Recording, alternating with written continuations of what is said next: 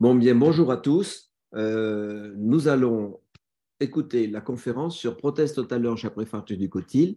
Pour cela, il faut avoir l'expérience des fractures du cotyle, l'expérience des prothèses de hanche, participer à un symposium. Nicolas Reyna a fait tout cela, donc on t'écoute. Merci, Monsieur Chiron. Alors, l'idée, c'est de vous présenter les résultats pour ceux qui l'ont manqué du symposium qu'on a présenté à la Softcoach l'année dernière avec Jérôme Tonetti et discuter un petit peu au-delà. Parce qu'effectivement, comme vous le dites, ce n'est pas juste prothèse totale de hanche complexe, c'est également savoir quand c'est, et surtout même, quand c'est qu'il faut peut-être attendre et faire une prothèse secondaire, quand c'est qu'il faut d'emblée faire une ostéosynthèse et voir. Et en fait, c'est assez complexe parce qu'on se rend compte que dans la littérature, c'est pas si simple. Alors, on a réuni donc du coup pas mal de centres experts. Alors, comme Geoffroy n'est pas là ce soir, mais elle a largement contribué dans son service à ce symposium. Il y a 28 centres en tout. Et on a réussi à collecter en fait pas mal de dossiers parce qu'on a fait deux branches, une prospective, une rétrospective. Et on a défini une stratégie, parce que toujours dans nos symposiums, c'est toujours difficile de partir un petit peu à l'aveuglette, parce que tout le monde n'a pas les mêmes pratiques. Et donc, mais je le répéterai dans les différentes diapos, on va partir autour de 4 stratégies, qui va être A, les PTH après un échec précoce de l'ostéosynthèse. Ostéosynthèse plus ou moins bien faite. En tout cas, elle n'est pas suffisamment pertinente pour avoir permis une tenue de cette hanche et à des lésions dégénératives arthrosiques rapides. B, la PTH d'emblée, associée éventuellement à une ostéosynthèse. Et ce symposium, l'idée est beaucoup basée là-dessus parce que vous allez voir la littérature. Dans la littérature anglo-saxonne, il y a une espèce de passion nouvelle pour ça. C'est-à-dire qu'il a été poussé, mais de façon extrême, ce qui est étonnant vu de France, parce qu'en France, on a l'habitude et cette culture de l'ostéosynthèse de cotyle. Beaucoup de choses ont été décrites chez nous. Et ça nous a toujours étonné à quel point les anglo-saxons, les anglais, mais les américains aussi, poussent énormément la prothèse d'emblée. Alors qu'on sait tous que ce n'est pas forcément sur des piliers instables qu'on construit les meilleures maisons. C'est la PTH à distance de l'ostéosynthèse, c'est-à-dire plus d'un an après une ostéosynthèse, il y a une faillite, soit parce qu'il y avait des lésions dégénératives ou des lésions arthrosiques préexistantes, ou que le traumatisme lui-même a généré des lésions arthrosiques et une évolution lente mais accélérée. D, PTH après traitement orthopédique, c'est-à-dire on n'opère pas le patient, on voit comment il évolue et si c'est insuffisant, on s'oriente vers une prothèse. Alors, je vais reprendre les diapositives et j'ai laissé les auteurs qui nous ont autorisé à les communiquer parce qu'ils ont beaucoup travaillé sur le sujet. Et là, je vais prendre quelques diapositives à chaque fois des différents nos différents collègues, confrères. Et donc, la Régis de Nice qui nous a proposé ce que dit la littérature. Alors déjà, il faut comprendre qu'il y a un élément qui est majeur, c'est le fait que, eh bien, sur l'évolution ne serait-ce que sur les 10, 15, 20 dernières années, il y a une stabilité à peu près des fractures de l'acétabulum chez le jeune, meilleure prévention routière, on se protège plus, il y a une meilleure prise en charge de ces patients. Et en fait, ce qui explose, ce qui augmente de façon très nette, c'est justement la fracture du sujet âgé. Alors, du sujet âgé, c'est surtout les fractures sur un os un peu plus fragile. Donc, on considère dans la littérature que dès 60 ans, ce n'est plus une fracture du jeune. Et donc, c'est souvent des mécanismes différents. Ça peut être les mêmes traumatismes, attention. Hein. Ça peut être, pareil, des accidents de voiture, des accidents sportifs. Mais la fragilité osseuse fait que ce n'est pas tout à fait le même type de fracture, on le reverra. Plusieurs options thérapeutiques, donc le traitement non chirurgical, l'ostéosynthèse ouverte ou de plus en plus par voie percutanée et les PTH, qu'elles soient immédiates ou différées. En tout cas, ce qu'on remarque, c'est que ça reste une fracture, la fracture de l'acétabulum, une fracture qui n'est pas sans complexité, qui n'est pas sans risque de complications et avec, étant donné le contexte souvent traumatique, une mortalité qui n'est pas nulle. On peut ne pas opérer des patients. On peut ne pas opérer si on considère toujours les critères de Le Tournel qui disaient, bon, si c'est à peu près congruent, c'est pas si mal, on peut ne pas opérer. Les choses ont quand même un petit peu évolué. Et aujourd'hui, on va sélectionner les patients, notamment s'il y a beaucoup de comorbidité, s'il y a une faible demande fonctionnelle, s'il y a une espèce de congruence secondaire. Par contre, on sait que le drame, c'est l'absence de mobilisation. Et aujourd'hui, moi, je n'en fais strictement plus. Aucune traction, aucune immobilisation au lit. Certains services le font encore, mais dans les services qui ont l'habitude des fractures du cotyle, c'est quand même quelque chose qui a été complètement abandonné. Parce qu'on sait que la mortalité, en fait, elle vient de ces complications du décubitus. En fait, c'est la prise en charge comme dans les autres fractures. Maintenant qu'on appréhende de mieux cette fracture, on sait et on connaît les critères de déplacement. L'ostéosynthèse a beaucoup évolué et sa place est clairement quelque chose qui a beaucoup progressé. Alors, en termes de technique, ça c'est indéniable parce qu'il y a des critères de stabilité aujourd'hui avec des techniques très bien décrites d'ostéosynthèse par voie ouverte ou en percutanée, comme vous avez à gauche, mais aussi parce qu'en fait, on s'est rendu compte que sur le long terme, on avait d'excellentes survies.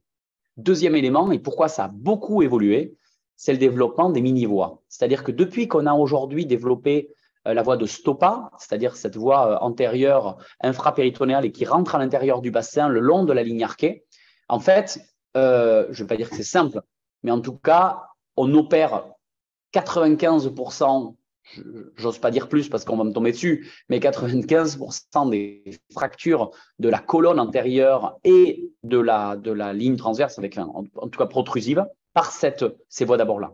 Étant donné que la fracture du sujet fragile, les fractures, ce qu'on appelle de fragilité, qui sont dans la très grande majorité des cas, là aussi, entre 80 et 90% des fractures qui sont des colonnes antérieures associées à une hémitransverse postérieure. Et dans la très grande majorité, le problème, c'est la médialisation et que toutes ces fractures-là, toutes, sans exception, on peut les traiter par des voies de Stoppa. Eh bien, en fait, il y a une explosion en fait de cette ostéosynthèse par la reproductibilité et par, vous allez le voir, par le fait que ça favorise et aussi les prothèses secondaires. Et on a, grâce à ça, l'évolution avec y compris des fractures complexes, des taux de conversion qui sont très loin du fameux 100% à 2 ans qu'on voit lorsqu'on avait des fractures déplacées selon le tournant. Les critères de mauvais pronostic existent cependant, parce que maintenant, il y a des grosses séries qui s'intéressent au très long terme. Oui, on va avoir des patients qui vont avoir de l'arthrose post-traumatique. Dans cette grande série, 800 patients, mais ça a été également publié sur des versions françaises, notamment il faut rendre hommage à Jérôme Tonetti, qui était le co-président de ce symposium, co-directeur de ce symposium, et Paume Jouffroy, qui a beaucoup travaillé là-dessus. Oui, il y a des conséquences qui sont essentiellement liées à des facteurs prédictifs qu'on connaît très bien. La réduction, ça reste la clé, ça reste de la traumatologie. Il y a des éléments qui ont été bien décrits, et notamment le fait qu'il y ait des écarts intra-articulaires supérieurs à 2 mm, et pire encore à 4 mm, et pire encore des marches d'escalier supérieures à 2 mm. Ces patients ont des critères, c'est en soi des critères de mauvais pronostic. Ensuite, il y a certaines fractures, dès qu'il y a une implication de la paroi postérieure ou des lésions marginales postérieures. Fracture qu'on dit, on la laisse au chef de clinique. C'est bien au contraire la fracture la plus difficile à traiter et qui nécessite une réduction stricte et très anatomique. Les luxations antérieures, mais aussi postérieures, et la fameuse incongruence au niveau du toit. Parfois, c'est difficile parce que la PTH à distance, on sait que ça va être compliqué. On sait que ça va être compliqué, mais là encore, on sait qu'on a des outils pour faire ça. C'est pas le sujet, mais avec des implants sur mesure, avec des techniques opératoires et des voies extensives, on va avoir tendance à se dire, j'aurai des options. Ceci étant, là, c'est histoire d'école et c'est pas basé sur la littérature, ce que je vais vous dire, mais sur des fractures même très déplacées, on peut avoir tendance à être agressif parce qu'ici, je sais qu'on les voit à l'échec, très gros déplacement, il y a une discontinuité complète, notamment de l'arc postérieur, et vous voyez qu'ici, il y a un aplatissement de la tête, il y a des lésions ostéochondrales qui rendront une prothèse inévitable dans les mois qui suivent. En fonction des écoles, effectivement, PTH d'emblée ou différé, ça peut se discuter. Parce qu'ici, on va pouvoir, effectivement, en réduisant, avoir une pseudo-congruence secondaire qui va permettre, alors, au prix, ça c'est pas une radio à moi, mais d'une radio un petit peu extensive, enfin, d'une voie d'abord un petit peu extensive. Là, il y a une trochantérotomie. C'est pas forcément quelque chose que moi je fais, mais par contre, on va pouvoir avoir une congruence secondaire et en tout cas, on va pouvoir mettre un cotyle dans un os solide, sans difficulté majeure, ce qui est l'inverse de ce qui est de la réputation des ostéotomies, des prothèses dans le cadre d'une prothèse secondaire. Alors, la PTH différée, les résultats, c'est toujours difficile d'analyser parce qu'on n'a que les résultats, faut le lire, hein, long-term results, alors que c'est des publications dans des excellents journaux et dans des grands centres. L'Iwalen, c'est Mayo Clinic. Alors certes, c'était il y a quelques années, mais on considérait que 7 ans et demi sur 55 prothèses, c'est quelque chose de suffisamment pertinent pour décrire l'incidence et les survies de ces prothèses. 67 prothèses ici à 8 ans de recul, on a des survies et des résultats inférieurs au PTH primaire. C'est-à-dire que ça fait quand même longtemps qu'on sait que ce sont des éléments qui ne permettent pas une évolution très satisfaisante. De façon parallèle, les prothèses ont changé. On sait aujourd'hui, et j'aime beaucoup, je présente cette diapo très souvent dans mes publications. Il ne faut pas oublier que les prothèses avec des anneaux de renforcement, qui plus est dans les discontinuités pelviennes ou en urgence, les anneaux, quels qu'ils soient, y compris les Birch, les extensifs, ne permettent pas des stabilités et surtout des taux de révision satisfaisants, même à moyen terme, avec des taux annuels de révision. Vous voyez, ça c'est pour des prothèses standards sur des décellements aseptiques, mais on a des décellements qui sont de l'entour de 3% annuels chez des anneaux de renforcement, alors qu'avec du métal trabéculaire, sans parler forcément d'anneaux sur mesure, mais en tout cas sont bien supérieurs. Donc, on se pose la question de la PTH immédiate. Typiquement, ici, on a une fracture très comminutive, mais avec une pseudo-congruence que certains pourraient traiter de façon très conservatrice et qui peuvent autoriser une prothèse d'emblée au prix d'anneaux de renforcement. C'est pas quelque chose que moi je fais. Certains centres ont l'expérience. Comme je vous dis, il y a une passion anglo-saxonne pour ça. Ce sont des radios bien françaises. Et on a tout à fait la possibilité d'implanter une prothèse de façon très satisfaisante. Encore une fois, au prix d'une prothèse cimentée avec un anneau de soutien. Les débats sont ouverts.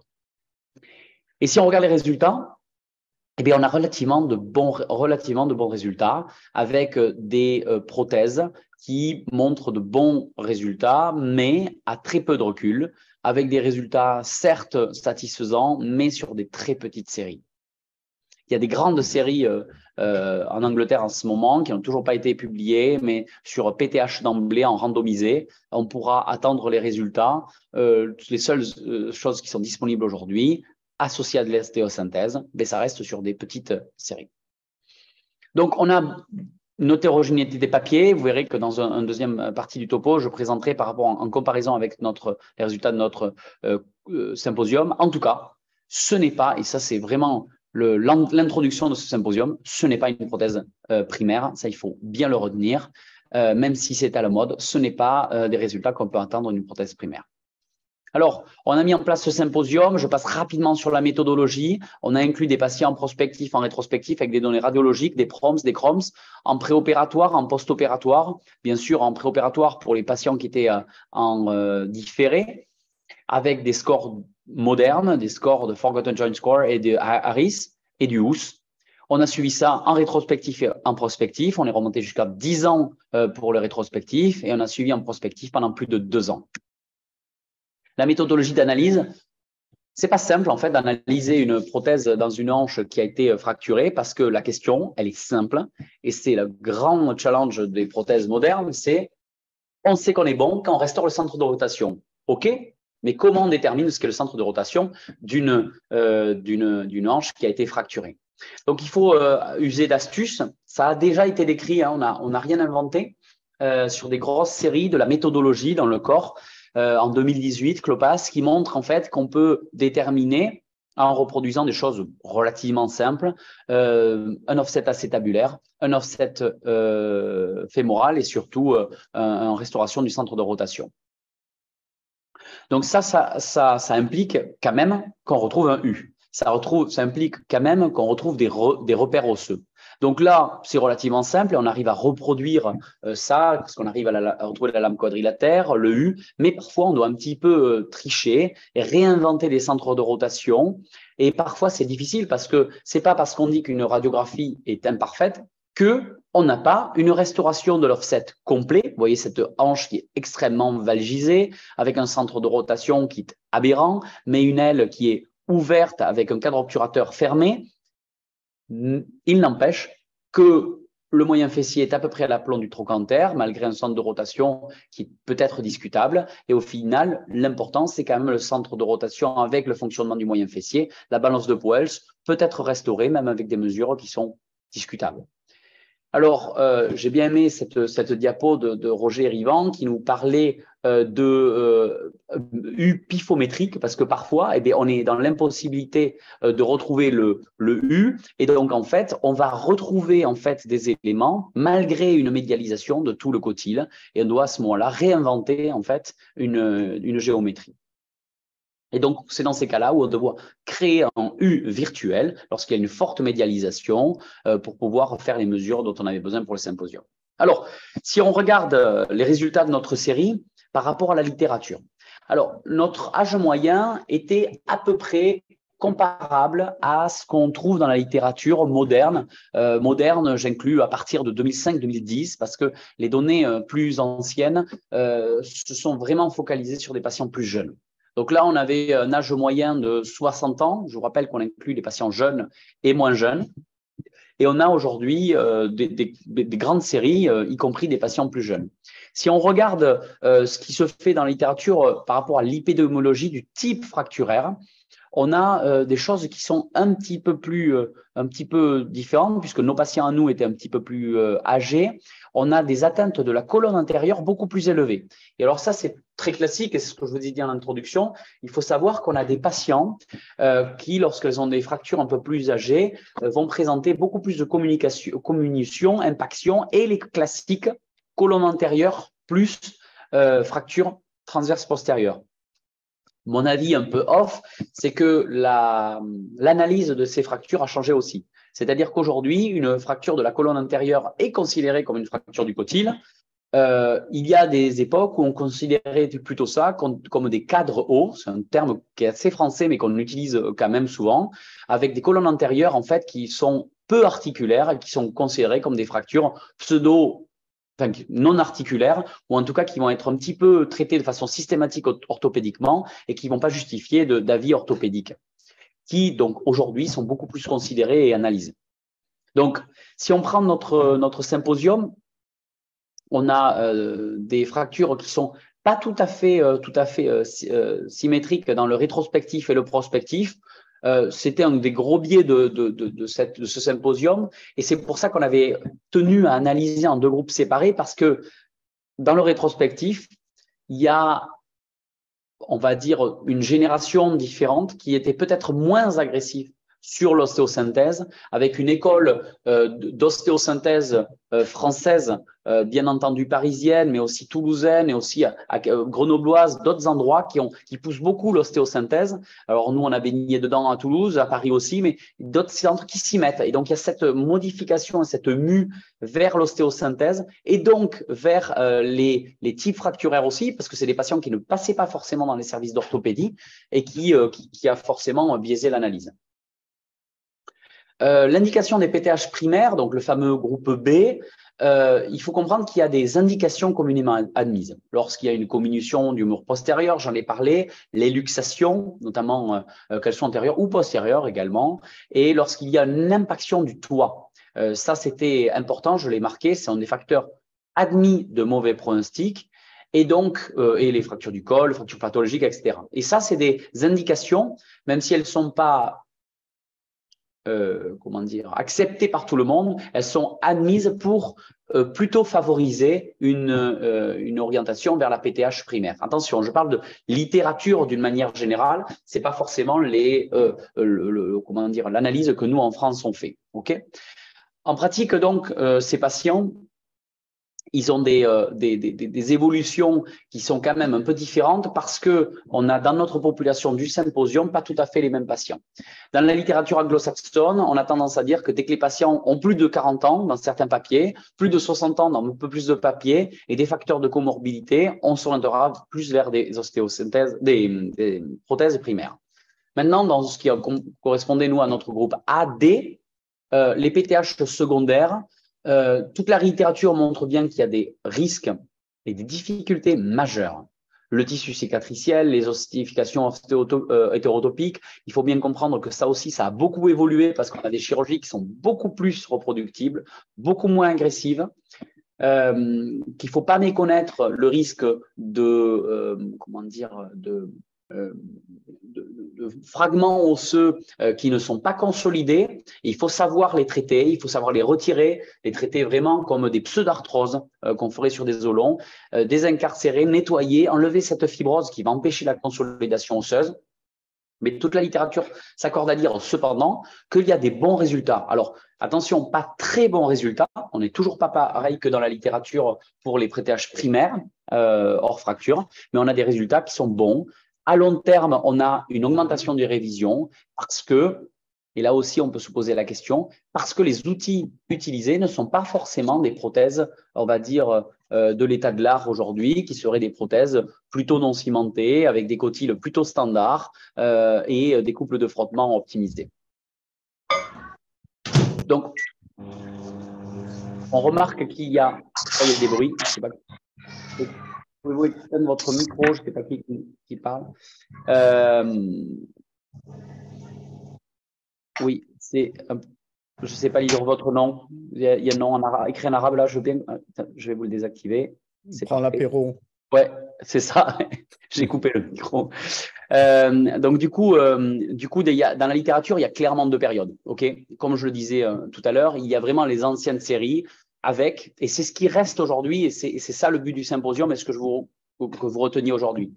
C'était des PTH très complexes, avec des complications très élevées, mais qui est lié aussi au fait que la chirurgie initiale, quand elle avait lieu, était très compliquée. Et qu'il y avait dans la littérature le mélange d'à peu près tout. C'est-à-dire qu'on avait des PTH très simples sur des fractures de la marge postérieure, associées à des bicolonnes avec 4 plaques, 25 vis, et qu'au final, on avait des séries qui n'étaient pas forcément en faveur, effectivement, de ces prothèses. Alors là, c'est moi qui m'y mets sur… Attendez, c'est Siri qui m'embête, excusez-moi, voilà, je suis à vous. Et donc, en fait, on avait des taux de conversion qui étaient relativement importants et ce papier qui a fait beaucoup de mal au tool, je ne doute pas de sa pertinence et de sa justification, mais il montrait 30% de révision, de conversion, pardon, en prothèse à 2 ans et demi, ce qui était catastrophique et ce qui n'est pas du tout ce qu'on retrouve.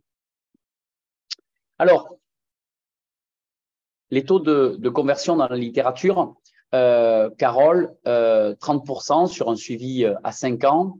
Arthudicon, 20% à 3 ans sur des publications un peu plus récentes. Et on évolue comme ça à la littérature et de plus en plus satisfaisante au fur et à mesure que les années passent dès qu'on traite par de l'ostéosynthèse. Donc, beaucoup d'anciennes séries dans la littérature, je disais, 2 périodes. Les anciennes séries, beaucoup de complications, compliquées, et les nouvelles séries, avec un engouement pour les procédures combinées, c'est-à-dire ostéosynthèse et prothèse, ou comme on le fait souvent et de plus en plus en France, ostéosynthèse, évolution et prothèse secondaire.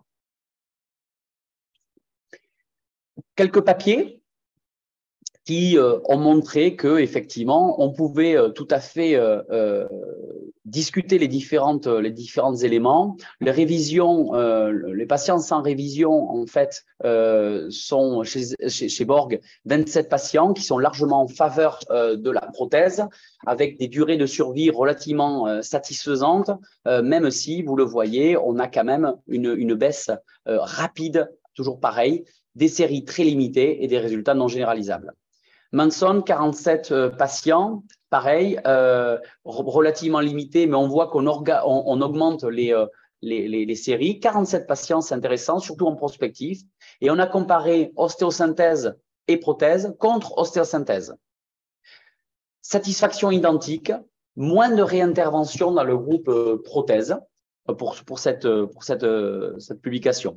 iSlope 2022, publication récente dans Injury, prothèse plus ostéosynthèse permet selon eux une mobilisation plus précoce avec peu de complications, 13%, et une mortalité qui serait moindre selon eux que l'ostéosynthèse. Donc ce papier est beaucoup plus en faveur, eux, de l'ostéosynthèse prothèse. Toujours pareil, deux périodes.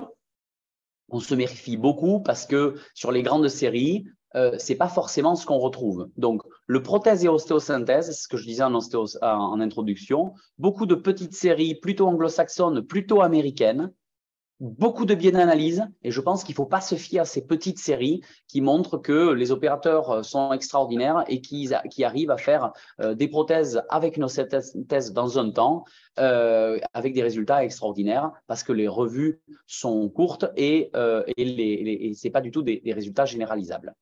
Si on prend des choses un petit peu plus larges et qu'on va chercher des méta-analyses chez des patients âgés, PTH versus ostéosynthèse. Ok, je change. Tout à l'heure, j'étais ostéosynthèse prothèse contre prothèse. Là, on prend prothèse versus ostéosynthèse seule. Les taux de conversion ne sont pas si catastrophiques avec l'ostéosynthèse, 17%. Mais oui, la PTH, c'est un temps opératoire plus court, moins de réintervention. Mais au contraire de ce que vient de montrer la littérature, pas de différence sur le plan de la fonction. Mais toujours pareil, peu d'études et faible niveau de preuve. Grosse étude dans les JOS 2022, 3800 prothèses après fracture avec PTH de première intention versus PTH dans un deuxième temps versus prothèse et ostéosynthèse versus ostéosynthèse dans un premier temps et prothèse dans un second temps. Revue très intéressante. On a aussi une hétérogénéité des résultats. Cependant, on s'aperçoit quand même que si on fait une ostéosynthèse, on a plus de réadmission, mais les taux de révision, les taux de complications sont à peu près les mêmes dans tous les groupes.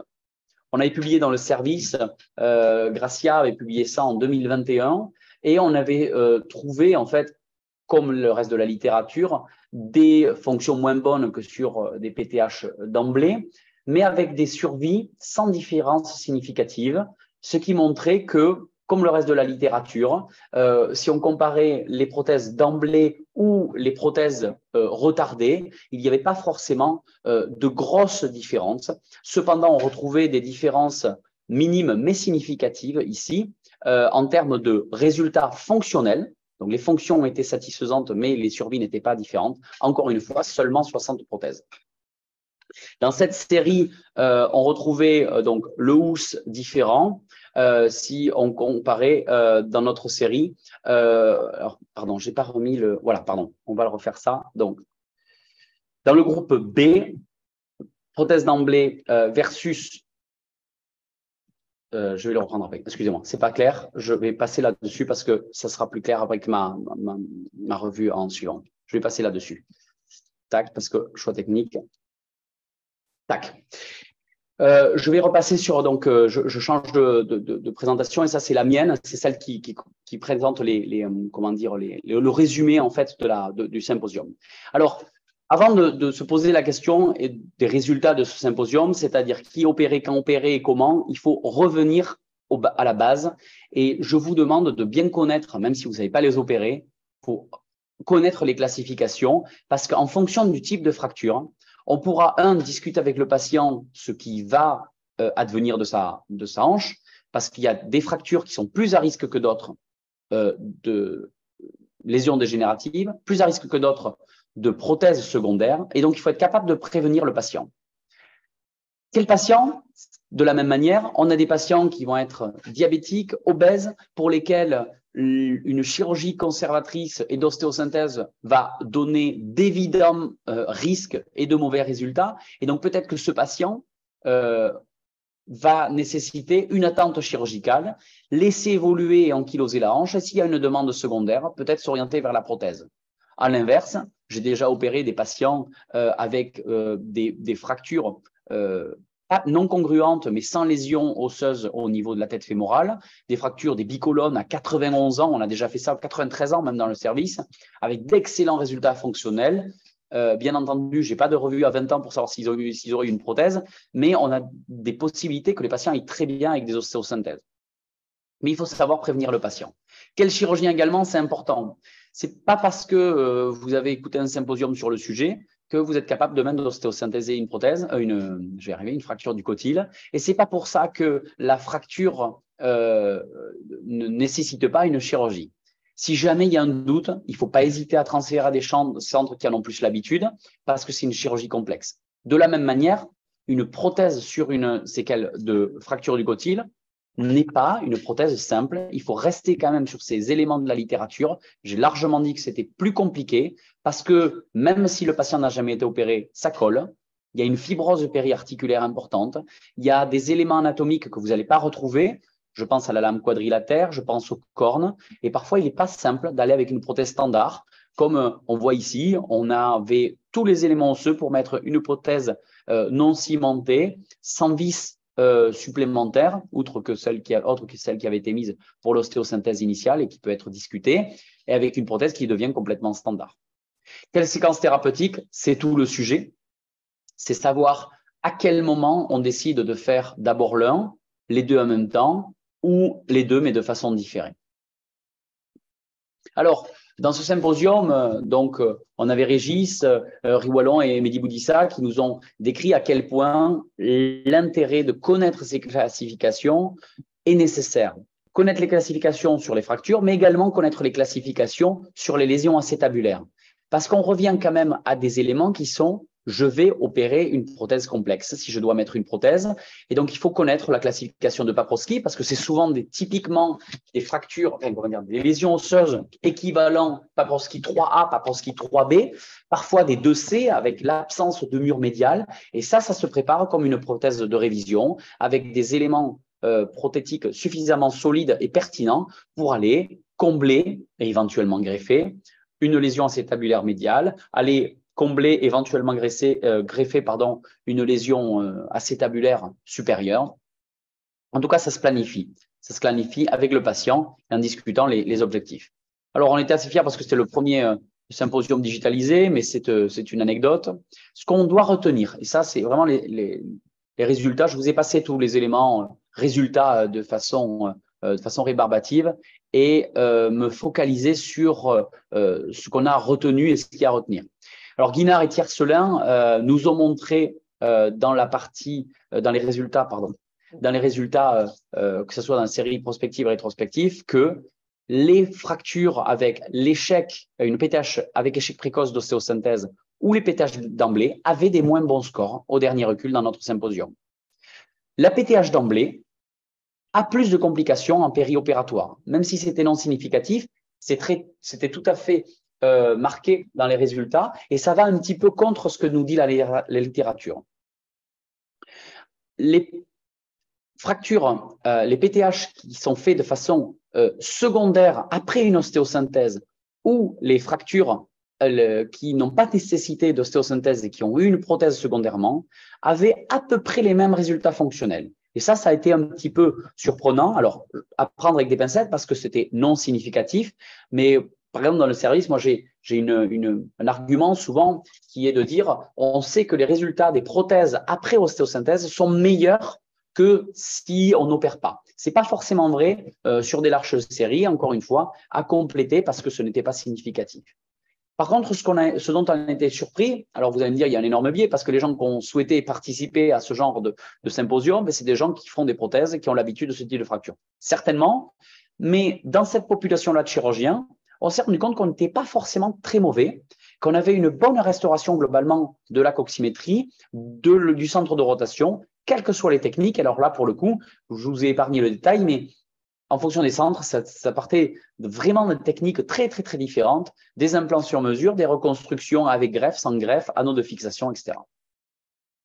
Ce qu'on a retenu au niveau des types de patients, c'est que par contre, on avait retrouvé des paramètres oui, péjoratifs, et ça, c'est bien décrit dans la littérature, et on retrouve tout à fait ce qui a été décrit, le sexe féminin, l'âge âgé, les comorbidités et la complexité fracturaire.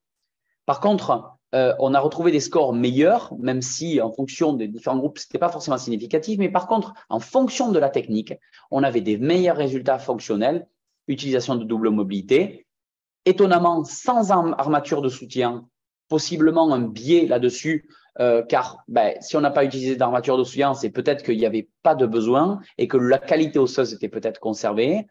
Par ailleurs, sans ciment, peut-être également un biais, parce que si on n'utilise pas utilisé de ciment, c'est peut-être parce que la qualité osseuse était meilleure.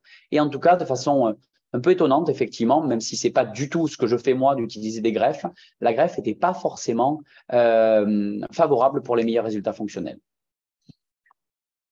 Ça, c'était sur les résultats. On peut retenir aussi ce qu'il ne faut pas faire. Et de façon intéressante, on a tous été d'accord sur ces résultats pour dire qu'il faut éviter de faire la mauvaise ostéosynthèse. Si jamais on ne sait pas le faire, il ne faut pas le faire. Si on ne sait pas le faire et qu'on peut le transférer, il ne faut pas hésiter à le transférer. Il y a des gens qui sont très contents de faire ça, alors que les centres qui n'ont pas l'habitude vont peut-être rechigner. Et à ce moment-là, si on ne sait pas faire mais qu'on n'a pas de recours, il faut peut-être s'orienter chez un patient fragile avec des comorbidités vers la prothèse d'emblée, associée éventuellement à une ostéosynthèse avec une armature de soutien et un cotyle cimenté. Ça donne de bons résultats. Il faut partir de ce symposium avec ce résultat-là. Et par contre, s'il y a une fracture simple associée, il ne faut pas hésiter à la fixer. C'est-à-dire que de façon isolée, ou associé à une prothèse, si vous avez une fracture de la paroi postérieure ou une fracture médiale, avec une protrusion de la hanche, avec une fracture aux colonnes antérieures assez simple, il faut aller l'ostéosynthèser parce qu'elle est facile à ostéosynthèser et secondairement, éventuellement, mettre une prothèse. Il ne faut pas oublier quand même, revenir au basique, une fracture, ça s'ostéosynthèse, on ne met pas forcément des prothèses d'emblée. Il ne faut pas par contre oublier que les lésions osseuses sont parfois pas visibles. Et on a des fois tous été surpris par l'existence de lésions arthrosiques, de lésions arthrosiques de la tête fémorale notamment, parce qu'on est passé à côté d'un scalp de tête, c'est très classique. La prothèse, je reprends. La fracture et le patient va bien au début et dégénère très vite. C'est pas que vous êtes passé à côté d'un déplacement initial, c'est parce que il y avait une évidence sur ces lésions fémorales qui vont évoluer comme ça. On le sait, donc il faut pouvoir le dire aux patients. L'impaction, mais aussi la discontinuité. C'est-à-dire que lorsqu'il y a une rupture de colonne antérieure, il peut aussi y avoir une rupture de colonne postérieure. C'est des fractures transverses et il ne faut pas passer à côté. Choisir la bonne stratégie. C'est clé, c'est tout le sujet. Mais il ne faut pas non plus s'attacher et se persuader ou faire l'autruche, je dis souvent. C'est pas parce que vous êtes un excellent chirurgien de la voie de Stoppa qu'il faut dire au patient j'ai été incroyable et on ira jusqu'au bout et laisser le patient tenir. Là, par exemple, alors j'ai pas la radio initiale, mais j'ai fait une excellente ostéosynthèse avec une bonne console interne qui a permis d'éviter cette médialisation de tête. La hanche est centrée, mais il y a une usure et par une lésion en fait initiale de la médialisation de la tête fémorale. Le mécanisme, il est très simple, c'est la tête va se médialiser et va venir buter contre cette aiguille et contre ce chevalet en fait médial et va venir en fait faire des lésions osteochondrales majeures. Et il y a des lésions dégénératives qui évoluent très rapidement. Et ce patient, j'ai dû l'opérer entre 6 et 9 mois après l'ostéosynthèse, avec un excellent résultat clinique d'une part, mais surtout avec une prothèse primaire, une tige courte et une cupule, double mobilité certes, parce que c'est une habitude que j'ai lorsqu'il y a des lésions périarticulaires, mais qui permettent d'avoir une excellente stabilité. Enfin, c'est pas parce qu'on vous dit tout ça qu'on est assez sûr et que on dit qu'on peut faire des prothèses sans problème chez ces patients-là, qu'il ne faut pas avoir un plan B et un plan C même, je dirais. On n'est pas à l'abri, même si on a fait un scanner préopératoire, d'avoir des surprises, même si on n'est pas un grand féru d'anneaux de soutien. Il ne faut pas hésiter à avoir des outils pour permettre de suppléer une paroi postérieure fragile. Il ne faut pas hésiter à utiliser une double mobilité si vous avez des doutes sur l'instabilité et éventuellement, dans les grosses lésions osseuses, les traiter comme des chirurgies de révision, éventuellement des anneaux de soutien un peu plus importants ou des prothèses sur mesure. Globalement, ça reste une chirurgie d'expérience. Toute cette présentation, je remercie bien entendu tous les gens qui ont participé à ce symposium parce que c'était un énorme travail. Merci à Jérôme Tonetti, il n'est pas là je crois, mais merci parce qu'on a fait un beau travail ensemble et qui est en train d'évoluer vers une publication. Je disais en introduction, mais je le redis là, les progrès de l'ostéosynthèse ont changé complètement notre perception avec des objectifs, quelles que soient les suites, prothétique, pas prothétique, l'appui et la mobilisation précoce sont des clés. C'est-à-dire que même si vous savez que la prothèse, parce que est inévitable, parce que impaction du toit, parce que lésion majeure ostéochondrale, ça ne sert à rien de laisser un patient dans un lit pendant 2 mois. C'est pas ça qui va faire qu'il va aller bien plus tard. Au contraire, il va s'enraidir. Et si jamais vous pensez que vous voulez faire un traitement orthopédique, aucune indication aujourd'hui s'est bien montrée sur la traction. Par contre, mobilisation précoce. Alors peut-être dans ces cas-là, si vous l'ostéosynthésez pas, peut-être pas effectivement d'appui, mais à ce moment-là, une mobilisation précoce. En tout cas, tout ça, ça se planifie et ça se discute avec le patient. Identifier les différents types de patients et se mettre à jour pour justement savoir ce qu'il faut faire, ce qu'il ne faut pas faire. Donc, on a un petit peu reculé sur ce symposium sur le côté PTH d'emblée parce qu'on s'est dit, bon, ben, les Américains, ils ont peut-être raison pour une fois sur les indications des prothèses. Bon, toujours pas. En tout cas, apprendre vraiment avec des pincettes ce que montre la littérature aujourd'hui. Je pense qu'une chirurgie du cotyle, de l'acétabulum, ça reste une chirurgie de traumato dans un premier temps et éventuellement de prothèse dans un second temps. On avait terminé sur ce schéma qui définit les différentes options et évolutions.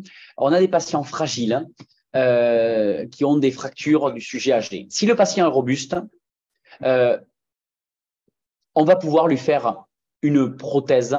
Si le patient n'est pas très fragile, excusez-moi, il existe une place pour ce fameux traitement orthopédique. Je n'opère pas et je mets une prothèse secondaire.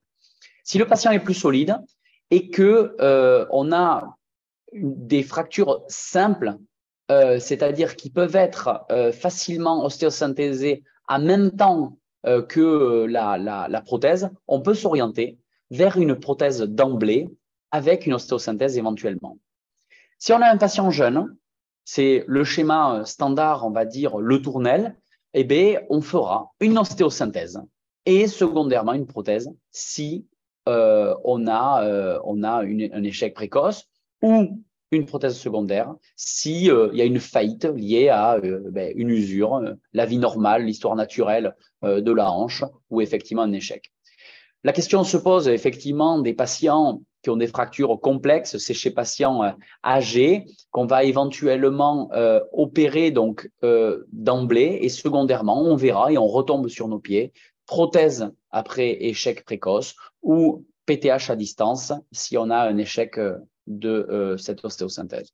Voilà, c'est un peu complexe. N'hésitez pas à poser des questions. En tout cas, clairement, c'est une chirurgie qui peut être multimodales qui se discutent, qui peuvent se staffer. Si vous êtes dans des endroits un petit peu éloignés, n'hésitez pas à discuter avec nous, pas forcément pour nous les envoyer, mais pour discuter des différentes indications opératoires.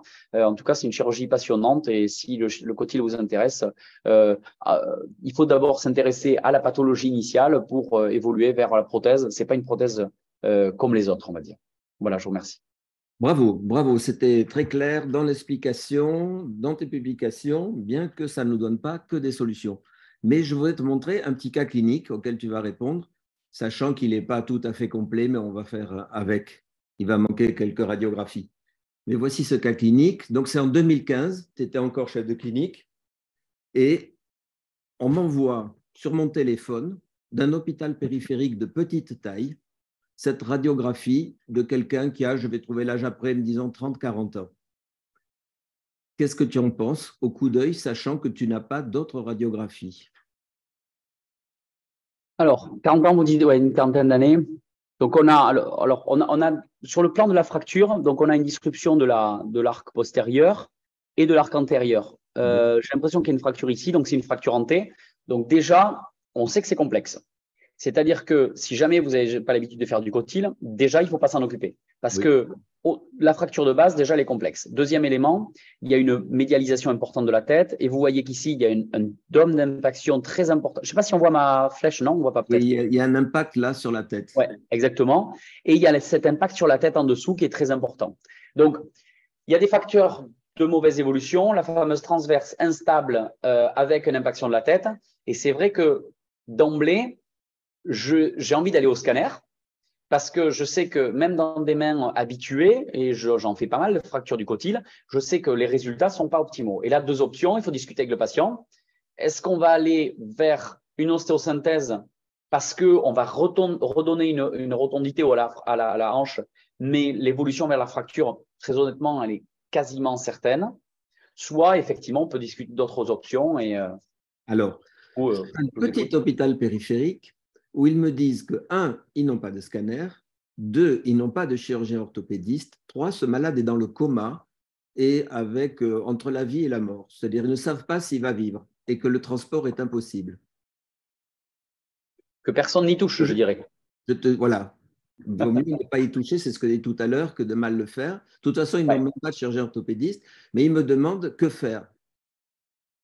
C'est difficile parce que le problème, voilà, c'est le no man's land. C'est-à-dire qu'en fait, ce que je vous ai dit est valable si on a des gens qui sont capables. Je parlais de la traction, du lever précoce, etc. Si vous avez des kinés qui n'ont pas l'habitude. Une traction, ils peuvent la faire. Voilà, c'est ça. C'est-à-dire que, en fait, dans mon service, on ne mettrait pas de traction, on verrait comment ça évolue. Mais le problème, c'est que si vous ne savez pas qui va s'en occuper, comment ça va être pris en charge, etc., eh bien, peut-être que c'est des cas où une traction, s'ils ne peuvent pas transférer, je veux dire, patient dans le coma, mais peut-être que, comme on ne sait pas comment ça évolue, peut-être qu'une traction peut être pertinente et voir comment ça évolue. Il est plus dans le coma, il est entre la vie et la mort. Ah ouais. La traction va quand même peut-être réduire quelque chose, va diminuer le choc. Donc, j'ai demandé qu'on le tracte. Et s'il est vivant, de me l'envoyer 3-4 mois plus tard. Parfait. Donc, on a l'âge exact, donc il est né en 62, bon, il y a le nom, pardonnez-moi, 62, en 15, ça fait 15 et 30, 45, bon, il a une cinquantaine d'années. Donc, on a fait un traitement orthopédique et effectivement, il n'est pas mort. Donc, je le revois, disons, 5-6 mois plus tard, comme ça. Donc, je n'ai pas de radio extraordinaire à te montrer parce que c'est un cas que j'ai retrouvé dans mon ordi, mais tu vois, il est globalement resté comme il était parce que la traction n'a pas permis de réduire cette encoche. Non. Non, mais par contre, il y a cette néocongruence secondaire dont on parlait tout à l'heure, effectivement, et qui, en fonction de l'évolution, parce que j'ai l'impression que du coup, s'il est debout dans un néos, c'est qu'il a survécu. Il marche là, il marche avec une seule canne. Ouais, c'est génial. Et il n'a pas très mal. Il n'est pas plus malheureux que ça. Il a même Ce qui est intéressant, c'est de voir à quel point les différents fragments sont consolidés. Après, il a une certaine mobilité. Il fléchit à 60-70. Il n'a pas de rotation, mais il peut s'asseoir et il marche avec appui. Il appuie sur cette hanche, comme si elle était arthrodésée un peu. Alors, la remarque, c'est par rapport à la longueur, parce qu'il faudrait voir l'inégalité, mais elle n'a pas l'air majeure. Voilà, regarde, tu as un néos. Ouais. Elle n'est pas majeure, elle y est. Elle y est. Elle est 1 centimètre. Mais au-delà de la congruence et de la longueur, moi, je discuterais le bras de levier parce qu'effectivement, la balance de bois, elle ne sait pas parce qu'il y a une médialisation du centre de rotation. Donc, c'est la seule chose qui pourrait faire discuter un traitement peut-être un peu plus précoce dès les premiers signes de la douleur. Mais attention, regardez, la colonne postérieure est très déplacée encore. Donc, je me pose la question de la facilité de s'appuyer derrière si jamais une prothèse, si on s'oriente. On est à 6 mois, qu'est-ce que tu lui proposes? Il est quand même dans la vie active, il va bien, son cerveau est revenu, il a envie de travailler. Alors, moi, s'il est bien, je reste sur les bases de l'orthopédie. Hein. Quelqu'un qui va bien, et quelqu'un qui m'a souvent dit, on n'améliore pas quelqu'un qui va bien. Il va bien, pas de sa hanche, il va bien de son état général, alors qu'il est entre la vie et la mort. Mais de sa hanche, il ne peut plus refaire son travail, il n'est pas bien. Il a un périmètre limité. Donc, l'idée, c'était de lui proposer une prothèse. Donc, c'est le cas numéro 1. Ah oui, tout à fait, tout à fait. Oui, bien sûr, bien sûr. Non, mais s'il va payer de la hanche, bien sûr. Même, parce que J'étais étonné, malgré la congruence, il y a quand même un impact supérieur au toit qui est énorme. Voilà. Donc, s'il avait été transféré, on l'aurait sans doute réduit ouais. et synthétisé. D'ailleurs, je te l'aurais confié. Et comme il n'a pas été transféré, on lui a fait un traitement orthopédique. On lui a fait cette prothèse qui ne pose aucun problème, simple, tu vois. Il y a pas eu, on a fait une greffe. Alors, Mais ça, c'est ce qui est vraiment difficile, c'est de restaurer cet offset oui, acétabulaire. là, il est bon, là, tu Ouais, vois. On ouais, a parfait. retrouvé le cadre obturateur, on lui a Ouais. corrigé la longueur, on a un bon offset et on a corrigé la translation. Mais c'est Et ça qui est dur, c'est bon. en fait de restaurer cet offset sans U, parce qu'en fait, vous êtes basé sur le toit, et ce qui est parfait, parce que le U n'y est plus, le fond n'y était pas, et vous n'avez pas vraiment la Oui, parce colonne qu'il y a une arme. On postérieure qui dispose d'une remonte arme pour dont tu n'as vous. pas vraiment parlé, c'est qu'on dispose d'une volumineuse greffe à type d'autogreffe. On a la tête Ouais. de ce malade qui non seulement te donne un bon os spongieux, mais un os cortico-spongieux si tu en as besoin. Et c'est quand même rare d'avoir sur place une autogreffe adaptée à la forme. C'est-à-dire qu'on peut quand même faire beaucoup de reconstructions secondaires grâce à la présence de cette tête qui a permis de latéraliser cette prothèse. Et ensuite, on le revoit, voici son profil, et puis on le revoit après, tout a fini de bien consolider, et il est en place, et il a un résultat comme s'il avait eu une arthrose ou une nécrose. Ouais, super. Donc c'est l'idée que tu as décrite dans la littérature, mais que tu n'as pas pris dans tes conclusions, de est-ce que dans les cas les plus graves, il ne vaudrait pas mieux attendre et mettre ensuite une prothèse dans les meilleures conditions possibles. On l'a fait par une mini-voile Ouais, antérieure. Il n'a tout pas à fait. été antérieur. Ce que je dis est valable pour, encore une fois, c'est quand on a dans un environnement relativement proche des gens qui savent faire de l'ostéosynthèse. Sinon, la prothèse d'emblée ou la prothèse différée peuvent donner de très bons résultats, encore une fois. Moi, je suis pas très fan de la prothèse d'emblée. Je suis assez content des résultats du symposium parce que je pense qu'en fait, on communique de mauvais messages. C'est-à-dire que faire une prothèse d'emblée chez lui, ça aurait été une catastrophe, en fait. Bon, déjà En parce plus, qu'il était dans le coma, l'état certes, mais général ne même permettait quelqu'un pas qui n'est pas dans le coma. Mais On même n'a s'il pas n'avait de, pas été dans on le n'a pas coma, d'os pour tenir. il n'y avait pas d'appui. Tandis que là, ça a un peu consolidé, plus la greffe, plus un anneau, enfin pas un anneau, mais enfin un renfort acétabulaire, plus une vis, l'ensemble tenait. Mais ce n'est pas une prothèse simple. Ce n'est pas. Non, C'est vous non, qui l'avez faite. il Vous faut avez retrouver, une il faut expérience retrouver le que peu centre, ont. il faut retrouver le centre, mais c'est faisable, voilà, c'est quand même pas un Oui, exploit. oui, tout à fait. Tout à Et fait. puis bon, c'est pour ça que cette fracture complexe, ça aurait peut-être de toute façon fini par une prothèse, mais il n'a pas Sûr. eu cette peut-être double voie d'abord. Tu ne nous as pas parlé, mais à une époque, Puget développé une double voie d'abord simultanée. Quelque chose que tu fais plus, hein? Alors non, parce qu'en fait, c'est la voie de Stopa qui a un peu révolutionné ça, parce que j'arrive maintenant, et c'est pas moi, enfin c'est décrit, hein, à synthétiser des colonnes postérieures peu déplacées, parce que le vrai challenge aujourd'hui, en fait, ce que je disais, c'est sur les patients au-delà de 60 ans, c'est ces fractures de fragilité qui sont colonne antérieure, paroi hémitransverse postérieure. Et ces fractures-là ont des hémitransverses postérieures qui ne sont pas déplacées en général, et il y a juste une impaction médiale avec et antérieure. Et en fait, du coup, ce qu'on va faire, c'est qu'on va rabaisser, mettre une console médiale, et par cette voie de Stopa, j'arrive à les synthéser la colonne postérieure. Et au final, les seules fractures qui sont diaboliques et pour lesquelles je fais des doubles voies aujourd'hui, ça va être des T, parce que les T sont extrêmement difficiles à corriger. Certaines transverses, parce que certaines peuvent se contrôler que par devant, même si il ne faut pas retenir ça, parce que je pense qu'il faut encore retenir que c'est une fracture diabolique et pour laquelle il faut essayer d'y aller bien réduire derrière, bien réduire devant, sauf surtout si elles sont transtectales. Mais effectivement, on a beaucoup baissé le nombre de simultanés. Et même si simultané il y a, le problème, c'est que le corset de Puget était une invention formidable. Le problème, c'est qu'avec les Stopa qui sont très basses, on a beaucoup de mal à se positionner. Voilà. Donc, on a tendance à faire du séquentiel. Donc, et maintenant que tu as fait ce symposium, que tu as revu la littérature, que tu as vu que dans d'autres pays, on ne faisait pas l'ostéosynthèse à tout le monde et que parfois on faisait une prothèse d'emblée ou une prothèse différée. Est-ce que ça t'a fait changer tes indications ou tu restes, j'opère tous les gens de moins de 60 ans?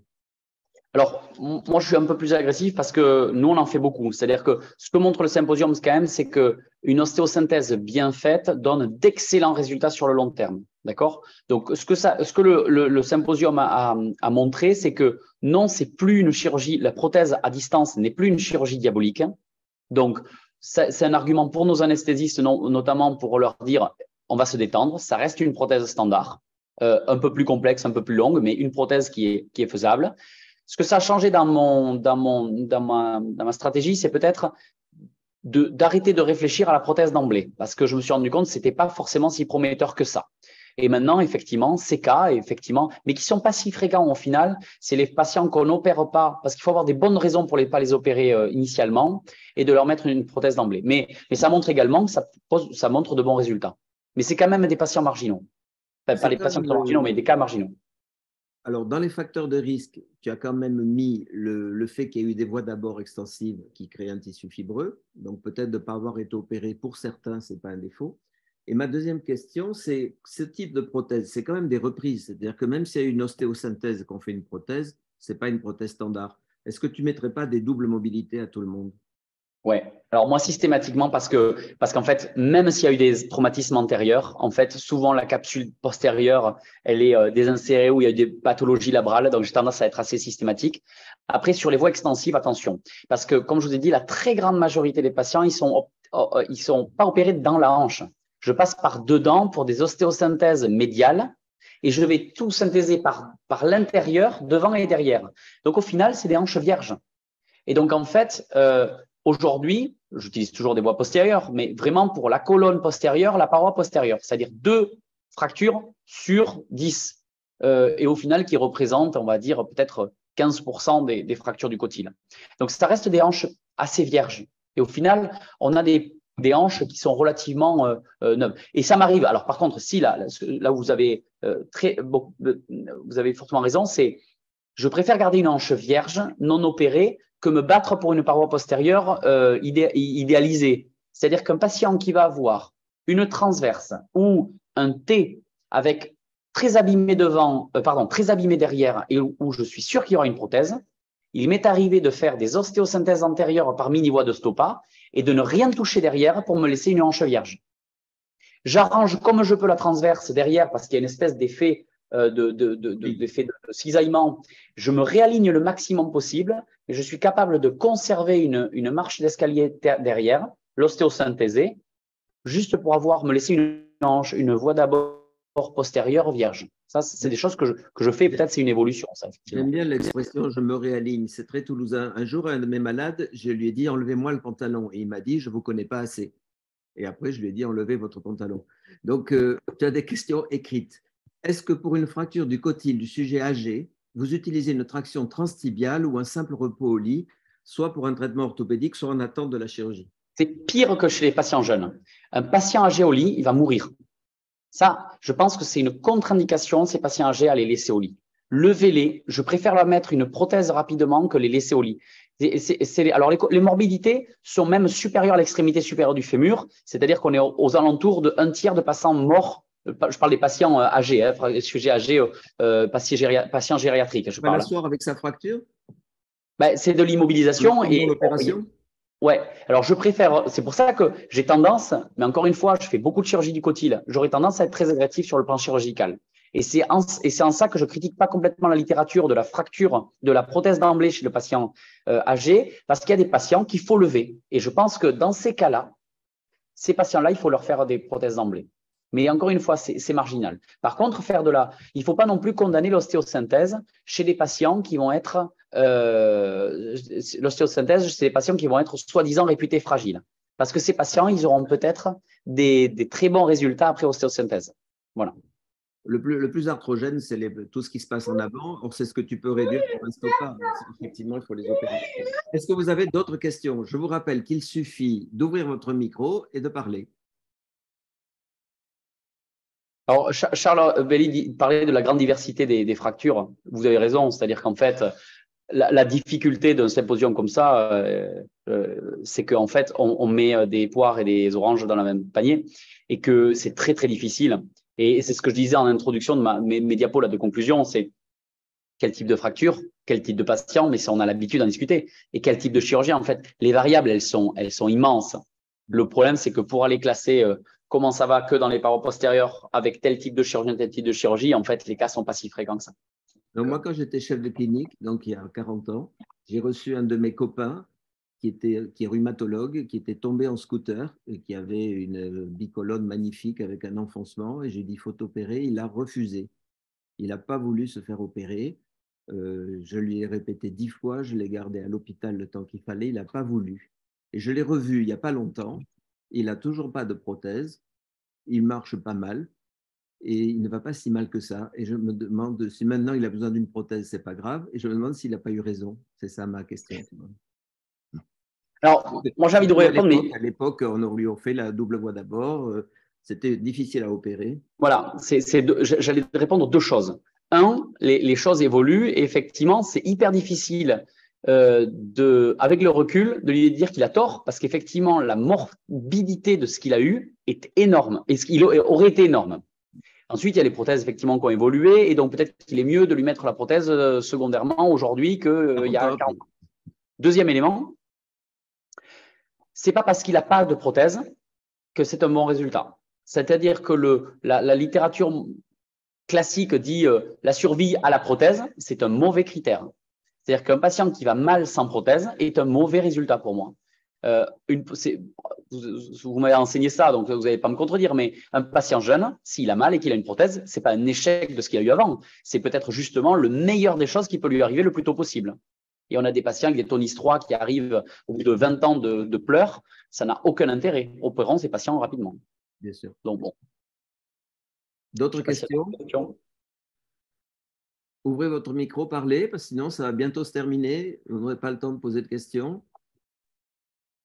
On a bien vu que ça dépendait de la fracture, du malade, des circonstances, de l'expérience du chirurgien et d'un tas de facteurs qui fait que c'est dur à analyser. Bravo à Nicolas Reyna, comme d'habitude, une excellente présentation. Le problème est suivant. C'est clair qu'il ne faut pas rester avec les patients couchés parce qu'ils vont mourir quand il est vieux. Donc, je parle des vieux patients. On a dit prothèse d'emblée. Mais de toute façon, quelle prothèse? Parce que moi, avec les press-fit dans ces prothèses, moi, je ne sais pas, les press-fit, je suis étonné, comme le cas de Philippe, là, qui a tenu avec une press-fit, mais il a quand même une vis. Donc, oui. Une vis. Mais moi, il faudrait toujours les mettre une croix de Clairboule ou une cupule quelconque vissée derrière, non? Oui. Alors, moi, quand je dis, j'en fais pas trop, effectivement, et le cas de Philippe était à distance. Ce n'était pas une prothèse d'emblée. Hein. Maintenant, vous seriez étonné de la littérature, c'est-à-dire qu'en fait, et c'est en ça que je le critique beaucoup, cette littérature, il y a des gens qui font des prothèses d'emblée. Et le problème, c'est que, non cimenté, hein, pardon, mais le problème, c'est qu'effectivement, ça dépend des cas. Et le problème, c'est la partialité de la littérature et des auteurs en disant on peut faire des prothèses d'emblée non cimentées, mais ils vont sélectionner certains cas où c'est facile, où on va faire une ostéosynthèse associée qui est avec des gros fragments. Parce que moi, une colonne postérieure isolée, je vais vous mettre n'importe quelle prothèse. Vous avez un énorme fragment postérieur, mettez une plaque console, il ne s'est rien passé, hein, ça reste une prothèse d'emblée. Faire la même chose sur une transverse, c'est impossible. Et donc, c'est en ça que je pense que c'est très discutable la littérature. Et par contre, oui, si on a un doute, et qu'on n'a pas de stabilité, et c'est pour ça que je recommande ça. Et effectivement, si jamais il y a une place, à mon avis, c'est chez les patients âgés et fragiles, il faut les mettre un anneau de soutien, quel qu'il soit, mais bien entendu.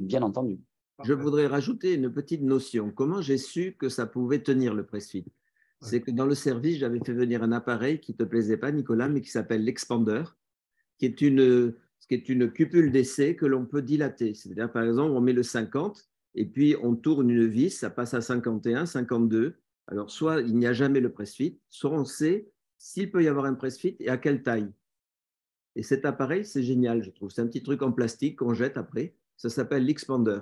Et donc, ça m'a permis de voir que le press-fit était possible et stable, et je l'ai rajouté avec une vis et une greffe en arrière. Mais si ça n'avait pas tenu, j'aurais mis un anneau.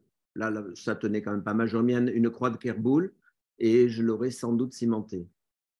C'est génial, ce truc. Oui, je pense qu'il ne faut pas hésiter. C'est vraiment bien. C'est qui fait ça? Expander, ben, j'en sais rien. Ce sont des Norvégiens qui ont fait ça.